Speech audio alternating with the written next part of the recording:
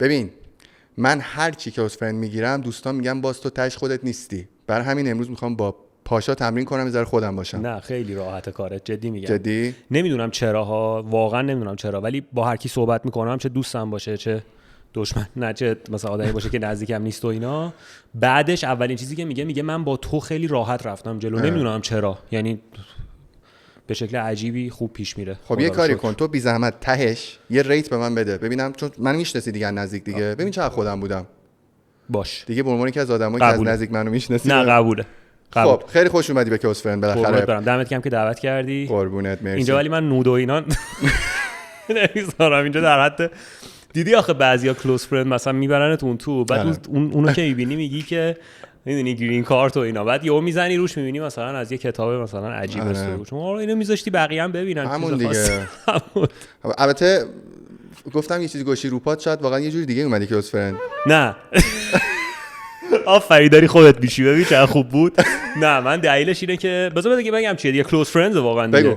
ببین اینجا خب این گوشه زخمی دارم که دیدم به قول خارجی‌ها اینسیکیور هم کرده. خب چرا پوکر یه جورایی اون حالا جای بعدی هم نیست، یعنی میشد تو دوربین نشون داد.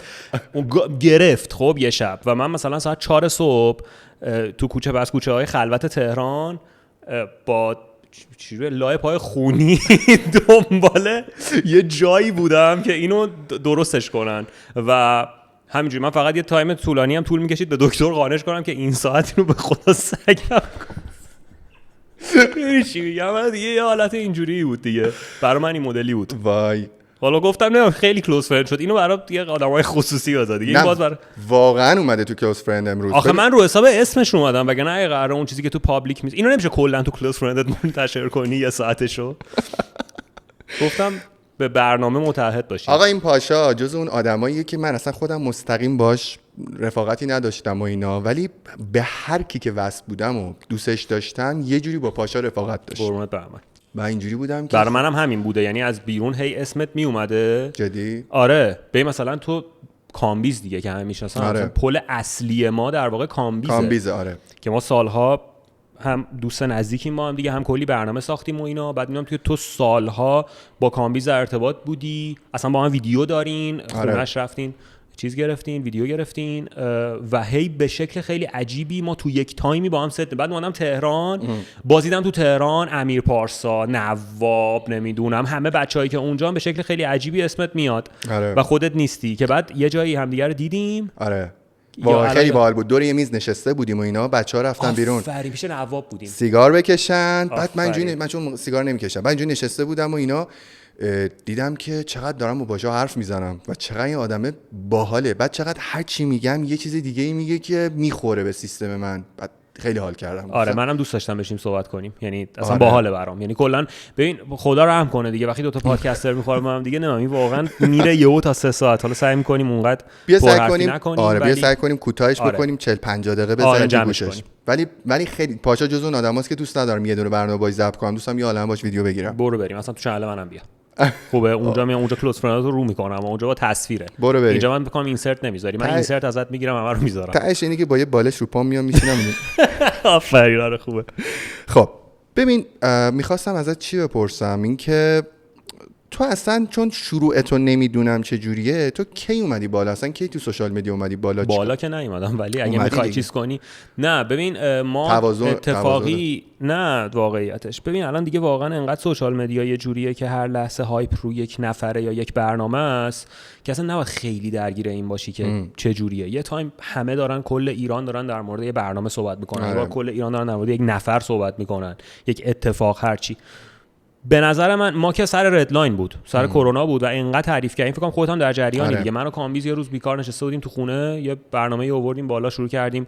حالا بچه‌ها اومدن که دیگه حالا همه جا توضیحشو دادیم، ولی اون یک بوست اولیه بود برای شناخته شدن ما در فضای سوشال مدیا.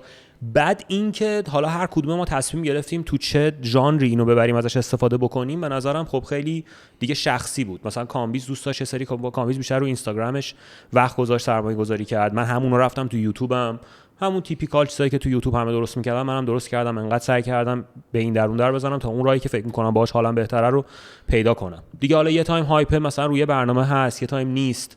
یه چیز نسبیه دیگه، یعنی یه هایپ نسبیه که من باهاش خوبم. یعنی نه دلم میخواد کل ایران راجبم صحبت کنن یهو، نه دلم میخواد اونقدی باشه که هیچکی نبینتم. میدونی این به نظرم دقیقاً اندازه است. این چیزی که در مورد تو دوست دارم اتفاقا این که گفتی مثلا یه تایمی همه راجع به این صحبت میکنن، یه تایمی همه راجع به اون صحبت میکنن، چون خودم به این سبک تولید محتوا علاقه‌مندم. همیشه ریز آسه ولی کارتو ادامه بدم. آفرین. از این که بخوام مثلا ترند بشم و اینا خیلی بده، سمه. الان مثلا این ویدیو آخرم این فصل جدیدم و اینا یهو خیلی ترند شد و همه چند روزه دارن بهم میگن که وای همه داریم میریم تو اکسپلور اینا. برام چیز باحالی نیست. نه که باحال هست، برام هدف نبوده. یعنی میگم ببین من کارامو میکنم یه موقعی بالا یه موقع پایینه دیگه. من واقعا تو جا فکرم یه موقع یه فصلایی دارم که اصلا اونجوری دیده استقبال نمیشه. تازه اونا فکر میکردم خیلی دیده میشه ولی نه، خیلی استقبال نمیشه. یه فصلایی که اصلا انتظار ندارم هم خیلی دیده میشه و اینا. من کارمو میکنم. در مورد تو هم اینو خیلی دوست دارم. مثلا یوتیوب تو چند وقت دارم میبینم، به خودم گفتم من خیلی مصرف کننده محتوا نیستم، بیشتر سعی میکنم تولید کننده باشم. بعد ولی این چند وقت داشتم نگاه میکردم که حالا اشاره میکنم که چه چیزای باحالی داشتی که دوست داشتم و اینا. تو جز اون آدمایی هستی که همینجوری آسه تولید میکنی، کارتو میکنی و خوبی تو اینه که تو برنامه سازی. یعنی دقت میکنم میبینم که برای مثلا یه برنامه یوتیوبی قشنگ استیج کرده، مرتب، همه چی درست، خوش سلیقه، نور درست، دوربین. یه بارم از الهه پرسیدم، الهه که بچه‌ای که تو این کلاس فرندم بوده دیگه. الهه خیلی جاش من خالی. الهه یه بار یه ویدیو اومد اینجا نشسته بودیم داشتیم چیز می‌کردیم تو یوتیوب داشتیم نگاه می‌کردیم در مورد تو. ازش کنجکاوی کردم پرسیدم، گفتم این ویدیویی که اومد توی این خونه خودش آره گرفتی پاشو چند نفر بود؟ مثلا من و متین دوستم بودیم. نه اونو نه، اون تو هاستلش تو هاستلش من یه نفر بودم. گفتش که تنها اومد. گفتم این ویدیوهایی که گرفته رد شده و اینا همه رو خودش تنها گفت آره. گفتم ببین چطور یه آدم ارتش تک نفر از این کارشو میکنه. ببین آخه من ولاگو خیلی دوست، اینو بارها هم گفتم. خب ببین من ولاگ تنها چیزیه که اگه واقعا اینو جدی اصلا جلو دوربین و چیز یعنی خاموشم کنی به خودت هم اینو میگفتم قطعا، چون تو خودت کار تصویر میکنی، خب درک میکنی چیزی که تو وقتی اون شاتی که میگیری نگاش میکنی اون لحظه یه حسی داره به تو میده که اصلا اگر هیچ کس تو دنیا نباشه، دنیا تموم بشه، خب آپوکالیپس شه، فقط تو با شاتت موندی، بازم داره یک دوپامین و یک حس رضایتی از تو درست میکنه که با اون حالت خوبه. حالا اگه 10 نفر بیان بگن بابا چقدر خفن، خب 100 برابر حالت بهتر میشه، چون تعریف کردن از کارت بهتر هم هست دیگه. من تو ولاگ برام اینه، نمیگم پادکست اینه، پادکست یه بخش زیادیش قطعا به خاطر محتوا، به خاطر اینه که چنلم اکتیو باشه و به خاطر اینه که کلا دوست دارم حرف زدنو. ولی ولاگ اینجوری نیست. ولاگ برای من اونقدر آورده مالی نداره، یعنی شاید من بیشتر براش میذارم تا بخوام ازش بردارم، ولی اون حسی که بهم میده هیچی بهم نمیده. و ولاگ اتفاقا اسمش یادم رو بگو بهم اونجا رو گودوی الهه خیلی حس خوبی هم به من داد، هم به موقع تهران آنتیک قدیمیه و خدا رو شکر همون چیزی بود که خود الهه هم دوست داشت. تو ترکیه زندگی میکردی؟ یه 6 سال. آره. بعد خیلی برای من این مهاجرت معکوس تو باحال بود. یعنی دوست داشتم بدونم اصلا چی شد که یهو زدم زیر میز. آره چون کار عجیبیه دیگه. ببین تو وقتی میری ترکیه، من خیلی ترکیه رو دوست دارم راستش، من هر سری میرم اونجا، حالا نمیدونم تا حالا تو این برنامه گفتم یا نگفتم یا جای دیگه، ترکیه برای من مجموعه ای از حس‌های خودم و زندگی کردن. مثلا یهو نمیدونم به خاطر آب و هواش، محیطش، رنگش، نزدیک به خودمون هم هست دیگه علاوه نمیدونم همه چی. بعد مثلا یهو نویسندگی میگیره، لب آب نشستنم میگیره، بعد مثلا کشتی سوار شدن و تو اون صف، و بعد غذای دریایی که خیلی دوست دارم. حالا نمیدونم چون من هر سری مسافرتی رفتم، مثلا بیشترین تایم که اونجا بودم مثلا یه بار رفتم، مثلا 1 ماه بوده، شاید مثلا 2-3 هفته بوده، ولی خیلی حال کردم. بعد همیشه با خودم اینجوریم که چی میشه یادم، چون تو این چند وقتم چند تا دوستان برگشتن، چرا برگشتی؟ بعد چی شد زدی زیر میز؟ بعد دوست دارم بدونم اینجا الان چه امتیازاتی نسبت به اونجا داری؟ ببین اینم حالا میگم فکر راجبش با هم دیگه صحبت نکردیم ولی فکر کنم توی ویدیو زیاد گفتم، حالا باز میگم. ببین من ترکیه برام خیلی وقت بود اینه که رابطه‌ای بود که تموم شده برای جفت طرفین. خب بعد تو رو درواسی یه ذره هید رابطه رو دارن بهش فرصت میدن به یه جا برسه که به هم بگن. ببین یوتیوبر اینجوری توضیح میده. ببین آره نه آخه انقدر اینو میگم، انقدر بهش فکر کردم و انقدر چیزی بوده که ماها ذهنمو درگیر کرده بوده برای اینکه از ترکیه برم. حتی خود کسی که مثلا ویدیو منو میدید دیگه میفهمید حال من اونجا خوب نیست. خب یعنی من هر موقع می اومدم ایران حالم بهتر بود، به خاطر اینکه دوستامو میدیدم، به خاطر اینکه خانواده‌مو میدیدم. اصلا رنگ و لعاب ویدیوام موقعی که توی ایران بودم حالش بهتر بود. حالا رنگ و لعابش واقعا مثل استانبول نبود ولی حال ویدیوم بهتر بود، به خاطر اینکه من اعتقاد دارم تو اونجایی که پیش دوستات باشی و خانواده‌ات انرژیش زمین تا آسمون با اونجایی که فقط صرفا خوشگل تره باشی فرق داره. ببین تو اگه مالدیو هم زندگی کنی، من احساسم اینه، حالا شاید منو بردن مالدیو چیز دیگه ای بهت گفتم نرفتم ولی من اگه مالدیو هم زندگی کنم، هر روز بیدارشم توی لوپ تکراری، دیگه مالدیو برام تکراری میشه، اون دریاه برام تکراری میشه، اون کلبه برام تکراری میشه. خب ترکیه برام تکراری شده بود واقعیتش، یعنی یک لوپ معیوبی بود که داشت میچرخید. حالا اوکی اونجا 3-4 تا دوست خیلی نزدیک دارم که دلم خیلی براشون تنگ شده، از جمله کامبیز، مهیا، میلادینا، همه بچه‌ها کسایی بودن که واقعا خیلی دوران خوبی بود. خب ولی یه موقعی دیگه تو عطاشو به لقاش میبخشی اینه دیگه. خب من آقا میذارم رو وزنه ترازو، هم من ایران بیام شاید دستم بازتره برای همین که الان من با تو نشستم اینجا دارم صحبت می‌کنم. من ترکیه بودم ما نمیتونستیم این کارو بکنیم.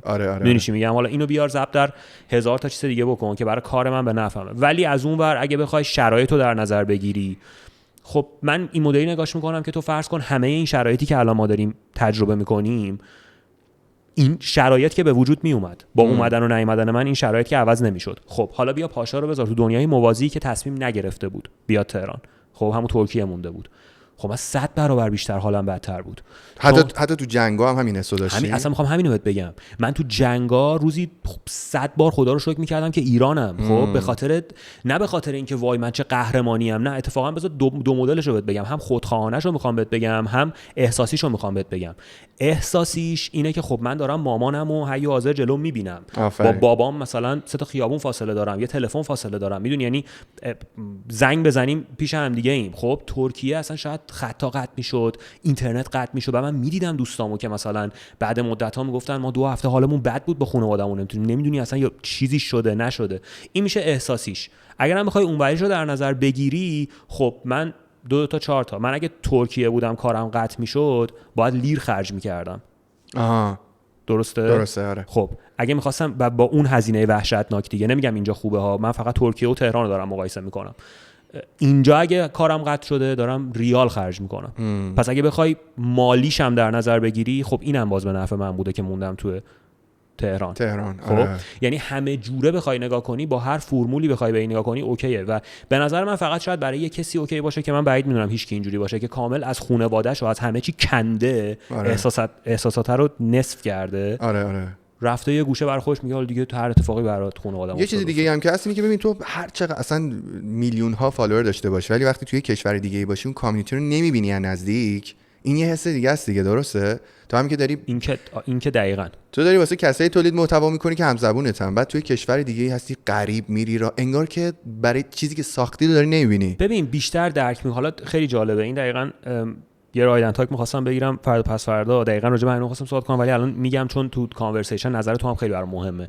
ببین من احساس میکنم که این که تو داری مخاطبات رو در 100 متری خودت، 2 کیلومتری خودت، خب یک ویژگی خیلی خوبه و من واقعاً از صمیم قلبم آرزو میکنم کاش هر کسی که چه خواننده است، چه بازیگره، چه کانتنت کریتور خارج از ایرانه و به هر دلیلی نمیتونه بیاد ایران، کاش میشد بیاد. اصلا نمیگم بیاد بمونه، یعنی کاش هیچ گیری بهش نمیدادن، کاش هیچ مشکلی نداشت برای اومدن، میومد و اینو تجربه میکرد، شاید برمیگشت اصلا نمیموند. خب میومد یه ماه ایران بود، مخاطباشو میدید، دوستاشو میدید و بعد میرفت. خب یعنی من واقعا عمیقا از این که میبینم یه سری از بچه‌هایی که میشناسیم نمیتونن بیان یا مشکلی فکر میکنم براشون به وجود میاد، من ناراحتم به خاطر اینکه مزد کارشون رو باز دارن نمیگیرن. تو چقدر برات پیش میاد که مثلا توی اروپا تو یک شهری خب بری مثلا یوتیوبری باشی که مثلا 700,000 تا دنبال کننده داری، نمیدونم 500,000 دنبال کننده داری، بری بیرون بشناسنت، شاید 5-10 5 روز یه بار پیش بیاد. میدونی چقدر انرژی داری نمیگیری. آره دیگه. ولی اینجا تو مثلا 4000 تا فالوور داشته باشی ممکنه بری سر کافه نفر بشناستت. اول یه چیزی دیگه هم بهت بگم، مثلا من شده مثلا رفتم توی کافه نشستم، دور مثلا یه فضای کار میز اشتراکی اینا بوده، بعد یهو به اون کسایی که دور اون میز بودن گفتم بچه‌ها باشید یه لحظه وسط درس خوندن و کار کردن و یه لحظه وقتتون رو بگیرم. بعد اونا گفتم بله. گفتم من یه پادکستی دارم میسازم، میخوام بدونم شما مثلا نسل زدیا الان دغدغه‌تون چیه؟ دقیقاً. آره اصلا به چی فکر میکنی؟ تو اینو نمیتونی توی خارج از ایران داشته باشی. بعد حیف واقعا، یعنی کاش همشون میتونستن اینو تجربه بکنن و کاش یه جوری میشد که میشد بیان. آره بعضیشون واقعا نمیشه. یکی کسی که خیلی دوست دارم تو خونم رو همین مبلات ببینمش کامبیزه واقعا. قبول داری کامبیز بیاد یه لیگ دیگه؟ آره کامبیز واقعا جاش خالیه. بارها به خودش هم گفتم امیدوارم که این اتفاق بیفته و میفته. کامبیزو من آخرین کانورسیشنی که بهش یعنی داشتم صحبت کردیم گفتم ما ویدیو بعدی که با هم میگیریم تو تهرانه. و من تا نیا تهران باش ویدیو نمیگیرم، باید بیام. من میخوام بیای تهران بشینیم با هم ویدیو بگیریم. بیا دیگه کامبیز سرویسمون کردی واقعا. آره. بریم سراغ سوال بعدی. بریم. ببین بگو که تو اینم بهتون بگم، حالا این طرف میگم شاید خیلی‌ها خب میشناسن پاشا رو ولی خیلی هم احتمالاً نمیشناسن تو کامیونیتی. من دوست دارم یه سری چیزا رو در مورد تو بگم. اصلا یه سری سوالا رو هم که میپرسم شاید قبلا ازت پرسیدم یا در موردت میدونم ولی دوستم یه بار دیگه بگیم. آره پاشا جز اون آدم‌هاییه که خیلی اصطلاحش همون سوبر بودنه، خیلی مرتب و تمیز و مثلا چند شب پیش یه جا بودیم مثلا یه چیزی شکلات نخورد، مثلا بستنی نخورد، هممون نشسته بودیم با امین پارسا اینا. آره با الهین همه نشسته بودیم، هممون یه چیزی سفارش دادیم. حتی من که رژیم بودم من به خاطر بچه‌ها مثلا یه بستنی خوردم، هی چند بار اصرار کردن. بعد دیدم پاشا اونور نشسته، گفتیم چیزی، گفت نه خیلی مقرراتی و خیلی مرتب و سیگار دود اینا همه دیگه در مورد پاشا اینو میخوام بدونم که چرا اینطوریه. یعنی الان یه تک این میگم، این گفتم داستانشو، این زیرش لباس تمرینم چون از اینجا مستقیم دارم میرم باشگاه، بعد این چون یه حالیه گفتم اینو بپوشم با اینکه گرمه دارم میمیرم. ولی چیه مد باحال مثلا خوشگلم کن دوستش داری این حد از مثلا تمیز مرتب بودن و مد که دوست داری، جذاب‌تره. دوست دارمش به خاطر اینکه حالم همیشه وقتی که زندگیم روی دیسیپلین میره جلو خوبه و هر موقع نمیره جلو بده. خب مثلا من چند ماه بود که نداشتمش و وقتی ندارمش مشخصه. یعنی اونی که خیلی شاید بشناستم یا خیلی دنبالم کرده باشه یا اصلا دوست نزدیکم باشه یا حتی مامانم خیلی موقع بهم میگه رو مود نیستی یا یه مدت یه حالی، میگم بذار درستش میکنم. بعد من فرمولش رو مثلا برای خودم پیدا کردم. من اول میرم یهو خودمو میندازم تو یک هزینه‌ای از باشگاه مکمل فلان بیسار که دیگه زیری پاشا دیگه دادی، الان باید اینو یه کاریش بکنی. خب بعد از اون میافتم روی یک غلطکی که حالا دیگه اون قنده که تو میگی اول اونقدر هیچ وقت شیرینی برای من جذاب نیست کلا. من خیلی فست فود برام جذاب، برگر خیلی برام جذابه. یعنی اگه بخواد اذیتم کنه مثلا جلو مکدونالد بخوره واقعا خون گریه میکنه. دانیال یه دو تا برگر سفارش نه مکدونالد نمیدونم، مکدونالد خیلی دوره. ولی اینم از تینیجریم شروع شد دیگه. یعنی مثلا تو 17 18 سالگیم، یه ذره دیرتر شاید 20 سالگیم، من یک دیدی تو هم اینجوری بودی که یه رابطه رو از دست بدی بعد بری بیفتی به جون خودت، حالا چه ورزشکاری چه کاری ها جفتش میتونه باشه. تیپیکال پسر ایرانیه. آره خب منم اولیش دم اون دوستی که دیگه نیست گرم به خاطر اینکه اون باعث شد من تو اون دوره ببین مثلا دیگه 20 21 سالگی دیگه اوج اینه که آماده کثافتکاری دیگه، اصلا برو حال کن. بعد من موقع اصلا دبی زندگی میکردم. بعد اینجوری بود که من همین مکدونالدی که حالا دارم شوخی میکنم، مثلا بچه‌ها فله‌ای مکدونالد میگرفتن روی این میز، مثلا پر مکدونالد بود، من یه دونه سالاد سزار از مکدونالد، خود سالاد سزار مثلا بدون سس خودش زهرماره. بعد حالا فکر کن اونو از مکدونالد بگیری 3 بار زهرماره. من تو اون دوره میدونی بدنمو به اینکه یک چیزی ببینم و نخورم و یه چیز آشغال بخورم، یعنی آشغال به معنی اینکه بدمزه است طبیعتاً، عادت کردم. خب و برای همین الان برای من واقعا هیجان انگیز نیست اگه ببینم مثلا تو داری اینجا پیتزا میخوری و من اینکه سر اون دیسیپلینم بمونم برام جذاب‌تره. و نه فقط جذاب‌تره، حس رضایت بیشتری دارم وقتی از در خونت میرم بیرون تا اینکه اون یه اسلایس پیتزا رو بخورم. بعد یه ایده دیگه‌ای هم دارم، تو هر جاش مخالفی و می‌خوای مثلا برینی بهم بگو خب، ولی من یه ایده دیگه‌ای هم دارم. مثلا ایده‌م اینه که اگر قرار من رو فرمتم نباشم، یعنی روی مثلا ورزش و فلان و بیسار اینا نباشم، برو بریم بریز عقبیم. آره یعنی اگه ببین من اینجوری هم که من صبح رفتم مثلا پدر فلانو در آوردم برای اینکه یه اتفاقی بیفته، خب من شب برم برینم توش دیگه بی‌معرفتیه دیگه، میدونی چی میگم؟ آره. خب من صبح نمیرم اونو که بگم پس شب دیگه برین تو همون هیچ کاری که نکردی. ولی مثلا تو آدمی هستی که هم خودت سلیقت اینطوریه، هم اگه جای سلیقت نباشه یه کاری میکنی که سلیقت محدود بشه به این اتفاق. و این خیلی باحال. یه سوال دیگه دارم. خب در نرو بعد تو خودت میگم اگه چیزی داری در مقابل این بگو. من اوکی بودم. اصلا که دلیلی که با پاشا خیلی حال میکنم این که تو کاملا منطبق منطقت به من. آره. یه چیزی بگو در مورد تربیت مامانت. فکر میکنی که با توجه به اینکه خودت هم حالا این لایف استایل اینا رو داری، دوست داشتی مثلا مامانت تون یه مورد بهت سختگیری میکرد؟ نه دیگه دوست نداشتم تو چیز دیگه ای بهم سختگیری کنه. سختگیریاشو کرده بود. جدی؟ نه حالا اینو دارم الان داره احتمالاً میبینه نوکرتم هستم. نه اینو اون بعد دارم نمیگم. یعنی همین که احساس میکنم هیچ وقت مثلا یه سری چیزا برام جذاب نبوده و هیچ وقت احساس نمی‌کردم که یه چیزایی رو از دست دادم. خب خیلی تو همه چی حالا ببرش، از دراگ و فلان و اینا گرفته یا هر چیز دیگه ای، صرفا به خاطر تربیت نمیدونم بوده یا نه. اصلا هیچ وقت مامانم نیومده بشینه ما صحبت کنه پسرم اگر سیگار بکشی تبعاتش. هیچ وقت همچین دیالوگی ما تو خونه نداشتیم. ولی نمیدونم واقعا چه جوری بوده که من این سمتی نرفتم. مثلا بابام خب خیلی بابام هیچ موقع اهل هیچ کدوم از این داستانا نبوده، میدونی هیچ وقت. میدونی مامانم هم نه. مامانم یادمه حالا اینجا میگم مامانم یه تایمی سیگار میکشید خب زیاد، بعد یهو چه باحال مامانش سیگار میکشیدی ولی خودت خطر. خب همین حالا میخوام اینو بگم که چه اتفاقی افتاد. یه لحظه تو یک موقعی یه شب مامانم بهم زنگ زد، بعد بهم گفتش که پاشا من بیمارستانم. یهو خب مثلا ریختم. بعد مامانم بهم گفتش که بعد دیدی اینجور موقع مثلا از مامانت میپرسی، میگی که خب اگه کاری هست بیام، حالا داری اصلا فیفا بازی میکنی. خب اینو میپرسی که احتمالاً میگه نه نمیام دیگه. بعد مامانم میگه که آره به نظرم اگه میتونی یه لحظه بیا.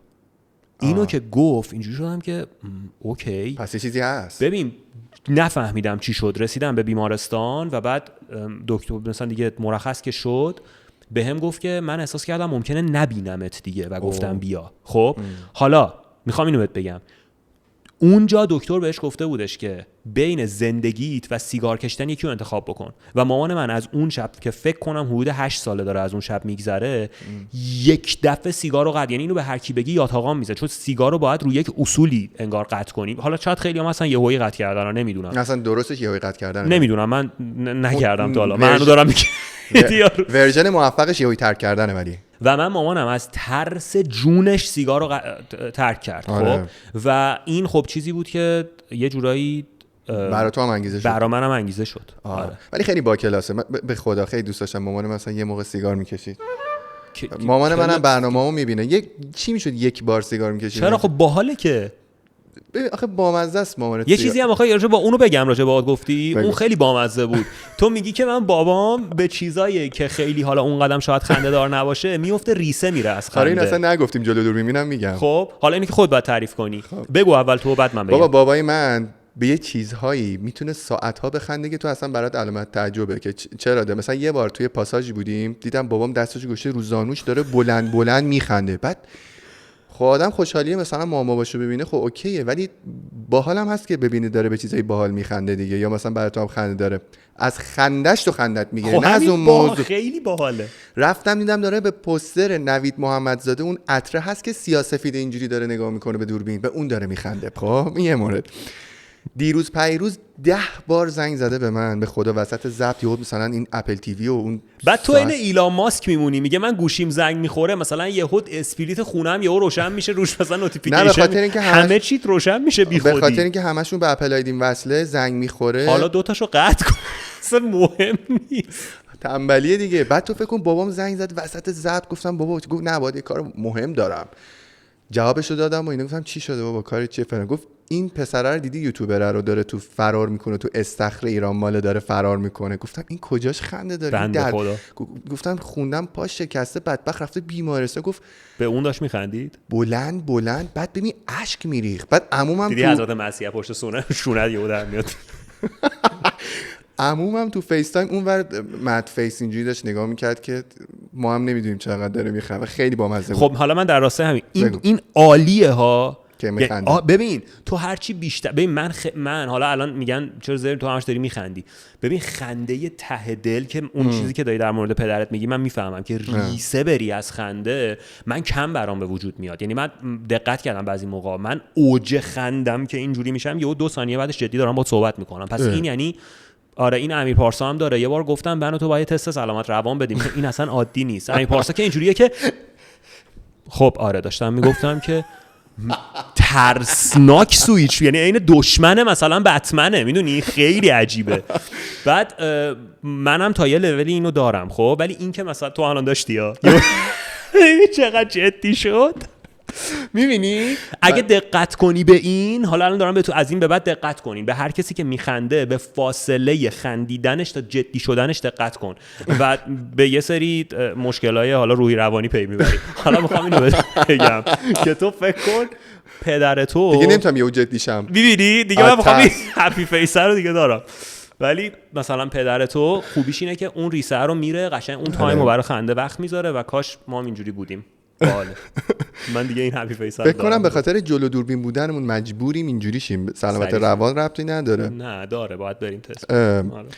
خب اینا رو که ازت پرسیدم. ببین تو از یک محیطی بعد از 6 سال اومدی تو ایران، فکر می‌کنم سالای مهم زندگیت هم بوده دیگه، مثلا 5-6 سال اوج جوونی و خوشحالی و اینا، از اونجا میای اینجا. بعد اومدی اینجا تو دایره رفاقتات چه تغییری کرد؟ اینو دوست داشتم ازت بپرسم. یعنی تو روابطت خط قرمزا چه تغییری کرد؟ آدما همینجوری بیشتر تو خیلی اوپن‌تر بودی نسبت به آدما، چی شد مثلا این دایره رفاقت تو ایران چه فرقی کرد؟ نه همون بود واقعیتش. یعنی برای من مثلا تغییر چشمگیری نداشت که بگم مثلا یه اتفاق عجیب افتاد. خب من تو کارم یک تغییری به وجود اومد. من به وضوح وقتی تو استانبول بودم خیلی فعالتر بود یوتیوبم. الان فقط مختص شده به یک پادکست هفتگی که صدمون رو برای اون داریم میذاریم. برید ببینید اگه پاشا رو نداری که مثلا دارید، ولی برید خیلی باحاله. حالا دمتون گرم. اسمش چقدر باحاله، عقاید دو دلقک. اسمش عقاید دو دلقک. من خودم خیلی رو اسم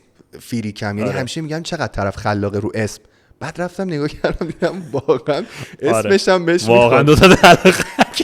ببین رفیقت خیلی نمکه. بهراد داره. یعنی بهراد جز اون آدمایی که واقعا باش جرم. اصلا فارغ از این که میشناسیش یا خودش هم نمیخنده، حرف میزنه. آره خودش یه فاک فیس. ولی نه کلا موقعی که اومدم احساس میکردم خیلی اون دایره محتوایی که میخوام درست کنم خیلی گسترده تر شه، ولی یه ذره هم تنبلیم بود، دروغ چرا، یه ذره نشستم یهو بعد مهاجرت و فلان بیسار، یه ذره هم شرایط بود دیگه. یعنی مثلا من یه سری داستانا تو ذهنم بود، خب چند ماه اگه جمع بزنی کار نبود، وضعیت مشخص بود که نامشخص بود که چی میشه و اینا. ولی یک چیز خیلی خوبی که برام داشت اینستاگرامم بود. من یه سری ایده ها داشتم و یه سری چیزا نوشته بودم برای اینکه اینا رو دوست دارم که تو اینستاگرام درست کنم، که حالا با بچه‌ها امیرحسین عادل و هر کس دیگه‌ای که کمک کرد کانتنت ها رو درست کردیم، یه سری کانتنت درست کردیم که خیلی بازخورد داشت و برای اینستاگرام من یه چیز اصلا ماورایی بود. راست میگی. تو ایران به نظر من اینستاگرامت از یوتیوبت حتی بیشتر. آره برای من این اتفاق افتاد یه تایمی، بعد دوباره چیزش کردم. البته بگم اسمت هم خیلی بیشتر افتاد سر زبون‌ها. یعنی مثلا من زمانی که تو ترکیه بودی تک و توک آدمایی که توی هارمونی بودن اسم تو رو انگار وقتی خب بیای تهران یه ذره اکیپ هی میبینین همدیگه رو، اسمت بیشتر میپیچه شاید، نمیدونم. تا اینکه علاوه چیزی نمیگم، علاوه مثلا کانتنتت نمیگم که مثلا چقدره، ولی علاوه کامیونیتی دورت بالاخره هی در مورد مثلا من میرم پیش الهه اسم تو میاد، میرم در مورد یه دیگه بشینم صحبت کنم اونجوری. یه چیزی که در مورد پاشا خیلی دوست دارم، یعنی کلوز فرند دیگه، بذار بهت بگم دقیقاً چیزی که منو خیلی جذب یه آدمی میکنه. چیزی که دوستم نداری و بگو. آره باش. بذار انقدر به چیزایی که دوست دارم فکر میکنم، به چیزایی که دوست ندارم فکر اتفاقا بگو. آره بابا راحت. داره یه دریچه جدیدی رو کلاس. ببین چقدر راحته. شبیه درمانگر شده امروز پاشا. داره منو درست میکنه واقعا. ولی الان واقعا درست کوچیک. خدایی ریت بدید شما، مثلا بگید آخر چقدر اینجوری شدم من. آره. اگه خودم باشم بگم آخرش ریت بده بهم. بگو من چقدر واقعا خودم. آفرین. اول شخص. دوم شخص، اول شخص که خودتی. آره ببین یه چیزی که خیلی در مورد یه آدمی دوست دارم سلیقه است. سلیقه خیلی برای من مهمه. یعنی من مثلا برم تو خونه زندگیش، تو ماشینش، چه میدونم موزیکاشو گوش کنم. سلیقه یه آدم منو خیلی به خوش نزدیک میکنه. مثلا من با میلاد درخشانی که سفر میکردم به خاطر ویدیوها و اینا، واقعا سلیقه منو تو موزیک تغییر داد. خیلی خفنه. ببین با مسخره کردن موزیکایی که گوش میدادم یه کاری میکرد شرمم بیاد از اینکه مثلا این آهنگ رو گوش میدم. مثلا تو آهنگای ایرانی هم خیلی زیاد بود. بعد خودش یه موزیکای خوش دوست نداره چیزای شخصیشو بگم، امیدوارم حلال کنه. چند روز پیش اینجا نشسته بودی دیگه، حلال کن. چون دوست نداره. کلاس فرندم دعوتش کردم، فکر نمی‌کنم بیاد چون دوست نداره. خب می‌خوای نگو. نه به خاطر اینه که سلیقه موسیقی به نظرم اوکی بگی. نه اونم اوکی دیگه، رفیقمه دیگه. بعد تو فکر کن مثلا چیز میکرد، مسخره میکرد و اینا. بعد من موزیکای خودش هم نمی‌دونستم تحمل کنم. یعنی موزیکای خارجی که خودش گوش میکرد و من آخه موزیک انگلیسی خیلی گوش میدم، مثلا 90% موزیکام انگلیسیه، ولی بابا تو دیگه یه جوری یه بند خاصی که مثلا خیلی چیزه. آره بعدم فهمیدم که ببین واقعا بعضی از آدما خیلی تاثیر میذارن رو سلیقه تو. بعد سلیقه اثر مرکب داره. اگه مثلا تو موزیکه یا مثلا تو دیزاین داخلی خونت میاد، تو خطت میاد، تو عکاسیت میاد، تو دقیقاً.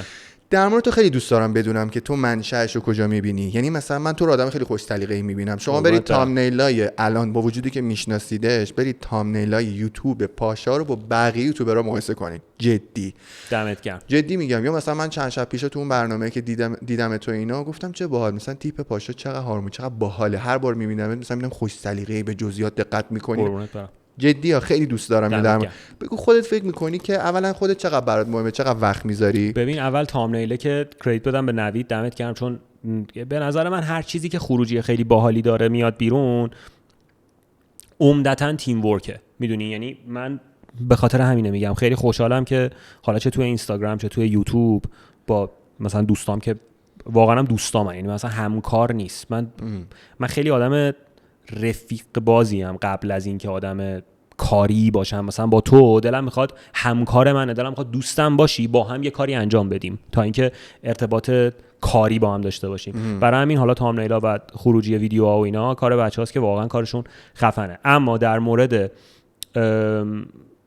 یه کات اینجا بدیم، من چون سوالت یادم رفت، جواب سوال کات نمیدیم واسه اینکه خود واقعیشو نشون بده. خب بده، من سوالت یادم رفته بود. کات نه. سوالم بودش که منشأ سلیقه‌تو از کجا می‌بینی؟ منشأ سلیقه‌ام ببین مثلا میگم زندگی تو کشورهای دیگه بوده؟ نه. یا مثلا فیلم‌های خیلی خاص دیدن، یا رفت آمد با آدمایی که واقعا خوش سلیقه بودن؟ نه لزوما این نیست. رفت آمد با آدمایی که خوش سلیقه بودن شاید واقعا ببین مثلا دارم بگم اگه بشم با تو ساعت‌ها راجع به تصویر صحبت بکنم، تو قطعا یک تاثیر رو ذهن من میذاری. خب و اون میره برای اینکه حداقل تا چند روز بعد رو ذهن من به ناخودآگاه هم شاید نمیخوای تاثیر بذاری، داری صرفا یه کانورسیشنی رو میبری جلو و اون میمونه تو ذهنم. خب بعد من یه جا با زاویه دید تو اصلا شاید به یه چیزی نگاه کنم. خب یک کادری میخوام به حالا هر چی، من نمیدونم برای من از کجا میاد واقعیتش. یعنی نمیخوام مثلا خیلی جواب خوشگلی بدم صرفا چون داریم ما هم دیگه صحبت میکنیم، ولی سعی میکنم چیزایی که میبینم ازش یک الگوی حتی کم بگیرم. مثلا ما اگه میشینیم مثلا تو خونه بهراد نشستیم، یه پادکست انگلیسی میبینه که من اسمش نمیدونم چیه، یادم رفته، که یه جمعیان نشستن همه روی یه مبلی افتادن مثلا لشن و اینا. مثلا ما ایده این که مثلا این بیم بگا رو بیاریم بندازیم اونجا، یهو مثلا از اون پادکستت میاد تو ذهن من. خب میگم آقا این خیلی کوزیه، خیلی باحاله که مثلا میافتیم توی ما انگار مثلا لشه دیگه، میدونی باحاله.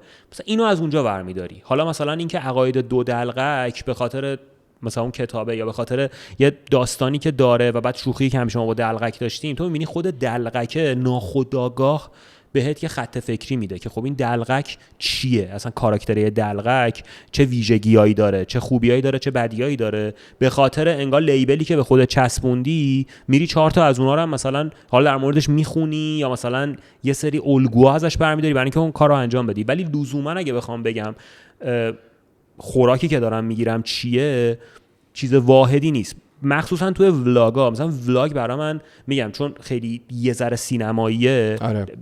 خودمو دارم نمیگم، میگم کلا ولاگو من یه ذره من سعی میکنم اداشو در بیارم، یعنی اینکه مثلا بتونم یک کادر سینمایی درست کنم شاید. خب ولی چیزی که برام مهمه اینه که میرم ولاگرایی که خارج از ایران دارن درست میکنن یکی به اسم پیتر مکنن اگه اشتباه نکنم که یه چنل یوتیوبی داره که هم آموزش عکاسی و تصویربرداری و اینا داره، هم ولاگای ماورایی میسازه، یعنی تو رنگو میبینی و حرف میزنه. برام ببینم، ندیدمش. خیلی خفنه. حالا الان بعد چیز بهت نشون میدم. خب اینا چیزاییه که من میبینم و ناخودآگاه تو ذهنم میمونه. یه جا اصلا ادای اونو در میارم، یه کادری بسته که یک لانگ شاتیه که مثلا پیاده از اونور میره اونور، خب من وقتی اونو میگیرم ادای اونو دارم در میارم، سعی میکنم مثلا از اون الهام چه باحال. پس تو یه جورایی میشه گفت داری از اطرافت هر بار یه ایده رو کچ میکنی دیگه، برمی‌داری برای خودت. آره شاید.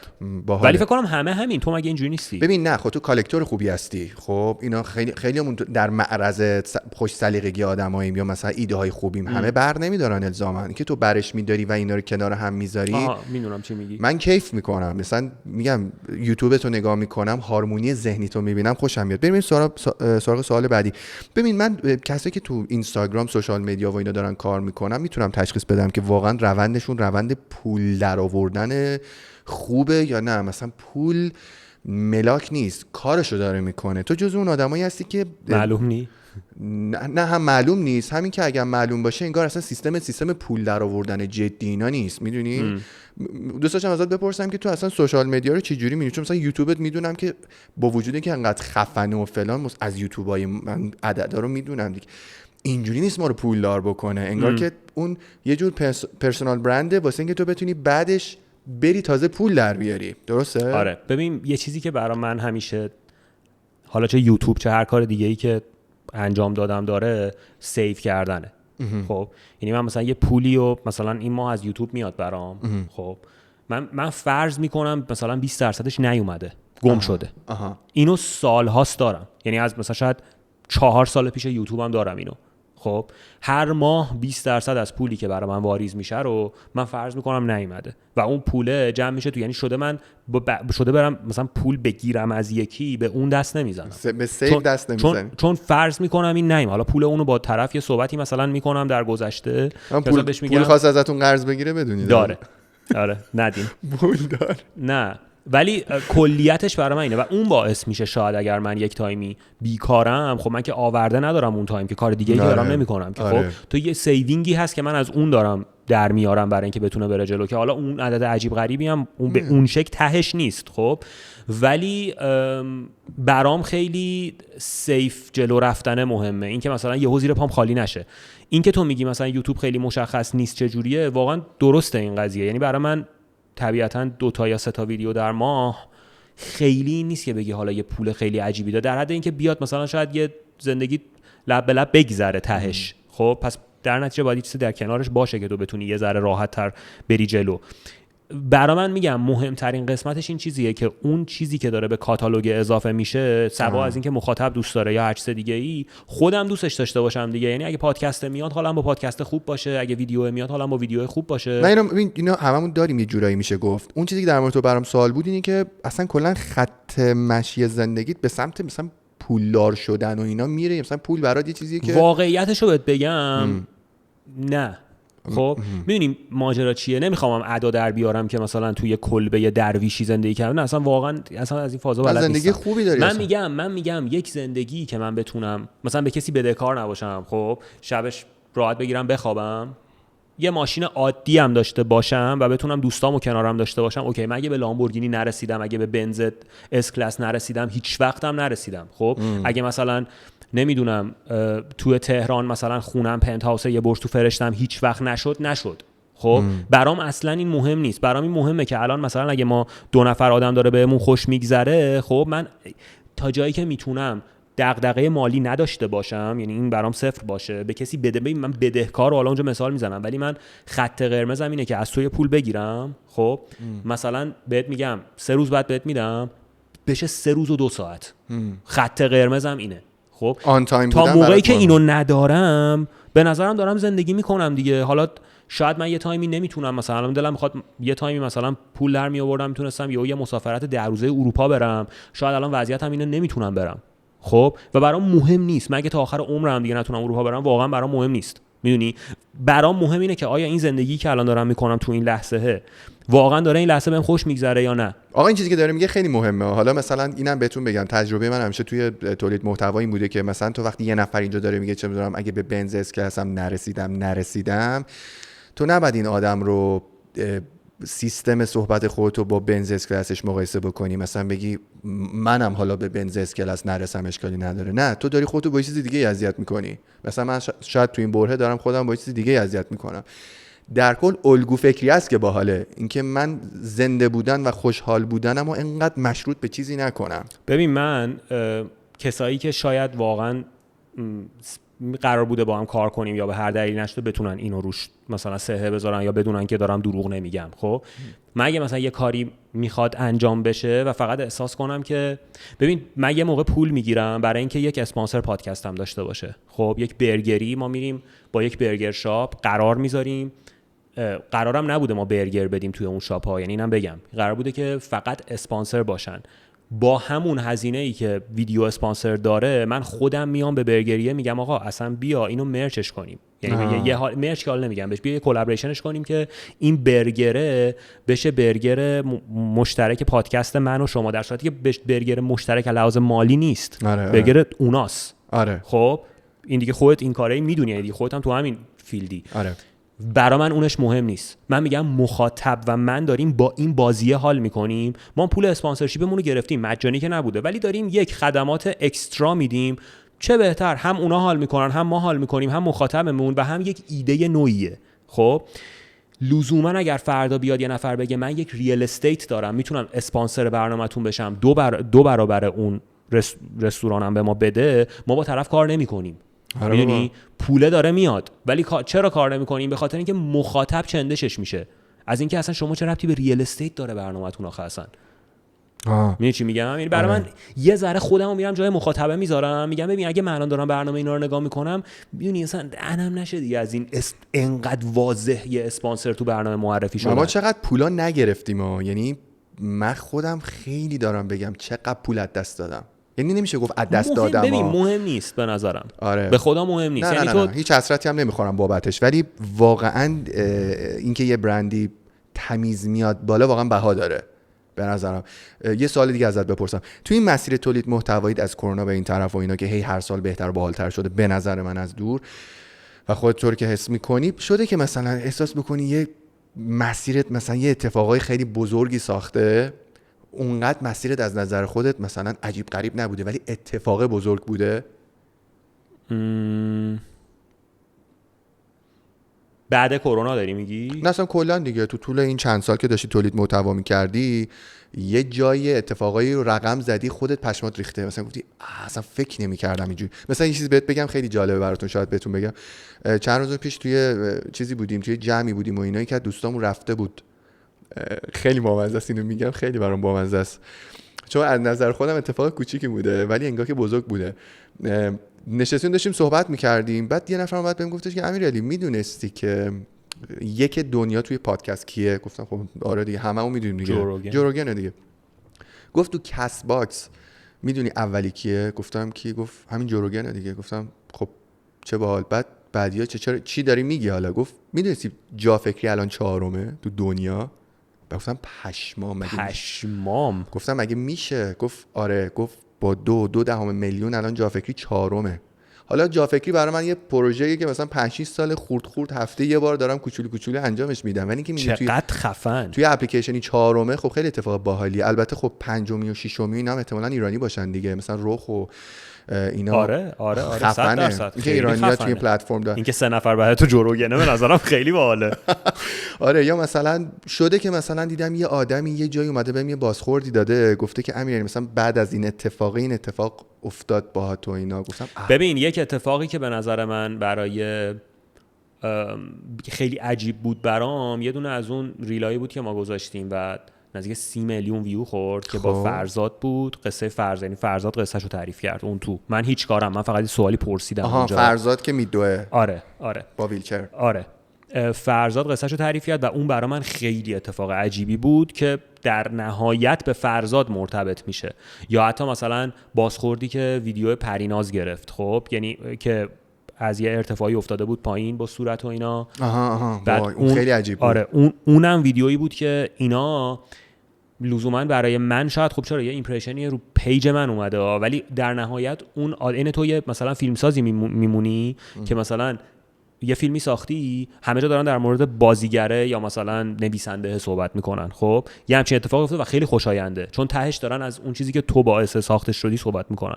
برای من شاید این بوده، یعنی یک اثر پروانه‌ای با کس دیگه‌ای که شاید. ولی وقتی میساختی اینقدر به ایمپرشن بالا فکر نمی‌کردیم. نه حالا فکر می‌کردیم ممکنه مثلا بیاد مثلا 50,000 نفر تو حالا یوتیوب و اینستاگرام و اینا، ولی مثلا 30 میلیون نفر تو اینستاگرام مثلا یه عدد خیلیه عجیبه. من شبش خوابیدم یهو صبح پا شدم دیدم فرزاد 40,000 تا مثلا فالوور گرفته و واقعا حس خفنی بود برا من واقعا، چون فرزاد من قبلا گفتم بزرگترین تاثیر رو توی اون برهه‌ای که من می‌خواستم بدوم و اینا توی زندگی من داشته واقعا و بعد خیلی خوشم اومد این اتفاق افتاد براش. یه سوال باحال دیگه ازت دارم و اینا، ببین برای من که شده، حالا می‌خوام تو هم بپرسم ببینی برای تو هم شده یا نه. مثلا دیدی تو بچگی یه اکیپی بودی، بعد حالا بزرگ شدی می‌بینی هر کدوم برای خودشون یه جزیره پرطرفدار شدن. مثلا من 10-15 سال پیش مثلا توی کافه کار می‌کردم، از اون کافه اخراج شدم. حالا شاید بعدا این داستانشو بگم. از اون کافه اخراج مدیر اونجا منو اخراج کرد، گفتش که تو عکاس و تصویربردار بی‌نظیری هستی، بیخود می‌کنی اینجا داری کار می‌کنی، اخراجم کرد. باورت میشه وسط کار جدی و قسط و قرض دوربین و اینا گفتش که تو برو زیر برج میدون آزادی بشین، همونجا عکس بگیر از آدم‌ها از اینکه چاپ میکنن ولی اینجا کار میکنی او کار نکن. اینو بعداً تعریف کن. ولی یه جا آره داستانشو بعداً تعریف میکنم، شاید اصلا با خود اون آدم صحبت بکنم چون جزء دوستام الان مدیر. نه بابا این خیلی خفنه، خیلی باحاله. آره بعد فکر کن این هیت میشه رندش. نه اتفاقا من ازش تشکر میکنم از مسعود، خیلی هم آدم خوشقلبیه که منو اخراج کرد. یه جورایی این همون اکس منه که باعث شد بعداً من باور نمیکردم اخراج شدم، یعنی تا چند روز میرفتم میگفتم آقا تو اینجا جایی نداری، برو کار خودتو بکن و همون قضیه باعث شد که من از عکاسی خیلی بیشتر پول در بیارم و کار بکنم. الان نگاه میکنم مثلا تو اون کافه مثلا یه پسری بود که محمد رضا، الان میبینم خیلی اینستاگرامر معروفی شده و هی هم داره بیشتر میاد بالا. یا مثلا یا مثلا هیدو هدایتی خودمون، ما مثلا با هم میشستیم ویدیو میساختیم و اینا. چه باحال. آره بعد هیدو یه وقته مثلا میخوند و اینا، بهش میگفتم تو هم صدات باحاله، ملودیای خیلی باحال. بعد داداشاش هم خب میزدن میخوندن، پدرش شعراشو میگفت. مثلا من یه دو سال اینا با هیدو ذره اصلا دور بودیم اینا، من یهو دیدم همه جا دارم صداشو میشنوم، دیدم هیدو هدایتی شده. هیدو هدایتی یکی از موزیسینای جنوبی خیلی معروف و اینا، یا خیلی آدمای اینطوری اطرافم دارم و اینا. تو هم داری قطعا؟ نه ببین ما موقعی که مثلا دبیرستان و اینا بودیم یه اکیپی بودیم که حالا چه از اونور ماها که یعنی پسرا و چه دخترایی که حالا مثلا تو اکیپ ما بودن، به شکل خیلی عجیبی هر کدومشون تو یک فیلدی رو گرفتن رفتن جلو و برای همین من حالا یه تایمی اصلا شوخی ویدیوها بود که مثلا زیرش می‌نوشتم پاشا اینم دوست بچگیته، اینم دوست بچگیته. چون مثلا من با هر کی صحبت می‌کردم میومد توی برنامه یا حالا یه تایمی من پادکستیات می‌گرفتم با بچه‌ها، این مدلی بود که رفرنس می‌زدم به یه سری خاطرات تینیجری و همه براشون عجیب بود تو چی، خب این الان مثلا یک تایتلی داره به عنوان بلاگر، خواننده یا هر چی، تو تینیجری چه خاطره یا اصلا با این داری، میدونی؟ بعد من میگفتم خب این برمیگرده نمیدونم حالا اتفاقی چیه. ما اون اکیپی که بودیم هممون تا یک دوزی دوست داشتیم دیدشیم، دوست داشتیم یه کاری انجام بدیم. حالا یکی صدای خوبی داشت رفت خواننده شد، یکی مثلا تو یک فیلد دیگه مثلا بیوتی بلاگر شد. میتونی اسمشونو بگی؟ آره مثلا یکی از شاید معروف تریناشون که حالا دخترها شاید بیشتر بشناسن تارا سیگاریه که الان توی دیگه واقعا تو تمام مثلا ایونت های نمیم کایلی جنر و کندال جنر و اینا مثلا میره واقعا حرف داره واسه گفتن توی اکیپ بودین. آره بعد برای من خیلی باحاله که مثلا میبینم چه میدونم من تولد میگرفتم، هممون مثلا 15 سالم بود اون 14 سالش بود، نمیدونم دورم جمع میشدیم، یا خیلی های دیگه چند تا دیگه از مثلا بچه‌ای بودن که تو پایدار بودن. اینا برام من خیلی باحاله و برای من میدونی اینو نشون میده که انگار ما یک باندی و این همه سال حتی شده خیلی کم رنگ بوده. خب نمیگم همیشه ما با هم دوست صمیمی بودیم، ولی همیشه اون بنده حفظ شده و الان که حالا هر کی داره یه کاری تو حالا زمینه خودش انجام میده، باز دوباره کلی میتونیم با هم بشینیم صحبت کنیم و کلی خاطرات مشترک داریم. این به نظرم خیلی شانسه. و از اونور من دوست پیدا کردن رو همیشه دوست دارم. میدونی مثلا ما همون بار اول که همدیگه رو دیدیم، تو هم همینی. یعنی خیلی دوست داریم صحبت کنیم، دوست داریم از تو صحبتمون یه چیزی در بیاد و برای همین خوش احساس میکنم به خودمون خیلی خوش میگذره. میدونی این معاشرت کردنه. بعد اینکه تو میبینی اون اکیپ بعد از چند سال هر کدومشون یه جوری یه جزیره شدن واسه خودشون، خیلی حس باحالیه. با خود میگی فکر می‌کنی دنیا خیلی کوچولوئه. آره واقعا همینه. الان همینه. ولی تهش میگم برای من به عنوان یه آدمی که خیلی دوست بازم و خیلی رفیق بازم و اینا، همیشه دوست دارم اون بمونه. یعنی اون حسه که هنوز میدونی اون حسه خیلی خالصه زمانی که من تینیجر با یکی دوستم. خب هیچ نیست، هیچ کاری داره نمیکنه، نه فالووریه، نه سابسکرایبریه، نه پولیه، نه هیچی. خب ولی وقتی تو یهو میشه 30 سالت و مثلا یه تایتل پشت سرته که مثلا 2 میلیون نفر فالوور داری، اون یکی دوستت مثلا 2000 نفر فالوور داره، خوشگلیش اینه که تأثیری توی اون رابطه نذاره. یعنی همچنان همونقدر خالص و دوست داشتنی بمونه که خیلی موقعا نمیمونه. یه چیزی که چند وقت خیلی دغدغمه و بهش فکر میکنم، حالا بعد تو هم به عنوان نکته آخر تو هم بگو، شاید برای منم جالب باشه اون چیزی که دغدغه فکری تو این روزا. برای من اینه که واقعا اگه هر کدوم از ماها به خاطر جنگ اینجوری شده، جنگ ماهیت کار منو برد زیر سوال. یعنی من جایی داشتم فوتبال بازی میکردم که دیگه اصلا زمین نداشت از جایی به بعد. یعنی خاکی هم نه، میفهمم. یعنی اصلا رو زمین نبودم. یعنی 2 تا طناب گرفتن زیر بغلم، من اینجوری نگه داشتم بالا. مسخره است واقعا این که دارم میگم، ولی خب باعث شدش که من ریشه های روحیم نسبت به کارم، استعدادم، هر آنچه که ساختم تو این سال از قطع شه. یعنی با خودم فکر کردم اصلا فکر می‌کنی دیگه قرار نیست برگرده، آدم تا تهشو فکر می‌کنه. تو فاجعه دیگه. آره. اینترنت که قطع بود میگفتم مثلا پس حالا چی؟ خب من میبینم الان مثلا بعد از اینکه اینترنت ها وصل شده، حتی اونایی که دارن بازم توش خوب پول در میارن دیگه فقط رو اینترنت نمیبندن. یه چیزی بکاپی یکی داره کافه میزنه، یکی داره نمیدونم میره تو کار طلا، یکی داره نمیدونم مهاجرت میکنه، یکی هر کی داره یه فکری میکنه واسه خودش. خب من هنوز دارم بهش فکر میکنم. خب فقط فکر میکنی؟ منم چون همینم، فقط دارم فکر میکنم. خیلی کار سخت. ببین من واقعا کارمو دوست دارم، یعنی لذت میبرم از کارم. درسته که میگن تخم مرغ توی سبد نذار، ولی میدونی من واسه اینکه اینجا خیلی خوب توش پیش برم نیازمند کار تمام وقتم. نمیتونم مثلا وسطش برم کافه بزنم. ولی باید بدونی یه روز یهو با لگد میخوره زیر میزت. یعنی اینو باید بپذیری و بری. میدونم. برای همینم ازت میخوام بپرسم که تو اگه فکر کنی که اینترنت وجود نداشته باشه این روزا کارت چیه، شغلت چیه، هویتت چیه؟ من مثلا چی کار میکنم؟ یا من مثلا احتمالاً یه دونه هوم جیم میزنم. یه جایی میخوره بهش. یه هوم جیم میزنم و یعنی ژانر رو اونوری میکنم. به شاید خیلی راحت باشه بگم میرم مثلا، راحت که نیست طبیعتاً، ولی گفتن این که میرم کافه میزنم یا مثلا یک برگری میزنم یا فلان میزنم خیلی راحت، سرمایه عجیب غریبه، اصلا وحشتناک. هوم جیم هم میخواد، ولی خب دیگه هوم جیم یه ذره کوزی‌تره. میدونی کافه یهو پس 4 تا مت کارت را تمام. آره اصلا یوگاش میکنی، فقط مت بیارین اینجا نمیدونم ناماسته، میدونی. ولی برا من اونجوریه. ولی منم میخوام بهت بگم تنها نیستی. یعنی منم خیلی این فکر رو دارم. فعلا متاشو میتونیم بخریم اگه میخوای نس.